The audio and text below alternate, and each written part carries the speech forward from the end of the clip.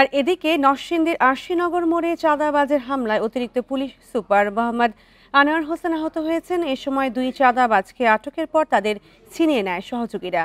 আর এ নিয়ে আরও জানাতে নরসিংদী থেকে যুক্ত হচ্ছেন সহকর্মী মোহাম্মদ আসাদুজ্জামান।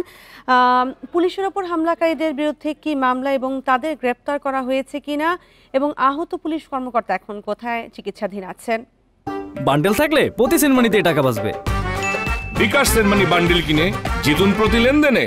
আপনি জানেন যে গতকাল নরসিংদীর যে সদর সার্কেলের অতিরিক্ত পুলিশ সুপার মোহাম্মদ আনোয়ার হোসেনের উপর যে হামলা হয়েছে, এই হামলার পর থেকে আমরা আসলে সকালে জেলা পুলিশের পক্ষ থেকে যেটা জানানো হয়েছে যে এই হামলার ঘটনায় রাতেই এই সদর থানায় পুলিশ বাদী হয়ে একটি মামলা করেছেন। এই মামলায় 25 থেকে 30 জনকে অজ্ঞাত আসামি করা হয়েছে, এছাড়া 5 জনের নাম উল্লেখ করা হয়েছে।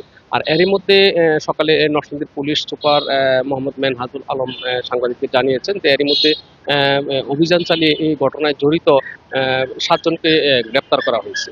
আর বাকি যারা জড়িত আছেন, অন্যান্য আসামি আছেন, তাদেরকে গ্রেপ্তারের যে অভিযান সেটি পুলিশ চালিয়ে যাচ্ছে।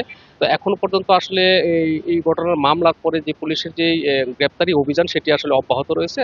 এবং এই ঘটনায় যারা জড়িত যে 7 জনকে গ্রেপ্তার করা হয়েছে, আসলে তাদের তাৎক্ষণিকভাবে এখনো পর্যন্ত তাদের সম্পর্কে বিস্তারিত পুলিশ জানায়নি। হয়তো কিছুক্ষণ পরে পুলিশের পক্ষ থেকে আমরা বিস্তারিত জানতে পারবো। আর এদিকে আপনি জানেন যে গতকাল আহত হওয়ার পর থেকে কিন্তু অতিরিক্ত পুলিশ সুপার মোহাম্মদ আনোয়ার হোসেন শামীম তিনি রাজারবাগ পুলিশ হাসপাতালে চিকিৎসা নিচ্ছেন এবং তিনি সেখানে আছেন।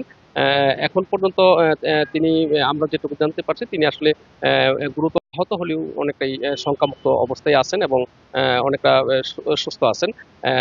সেই হিসেবে তিনি এখন পর্যন্ত সেখানে চিকিৎসাধীন এবং তিনি নরসিংদীতে কবে নাগাদ ফিরে আসবেন চিকিৎসা শেষে, সেটি আসলে এখন পর্যন্ত জেলা পুলিশের পক্ষ থেকে জানানো হয়নি।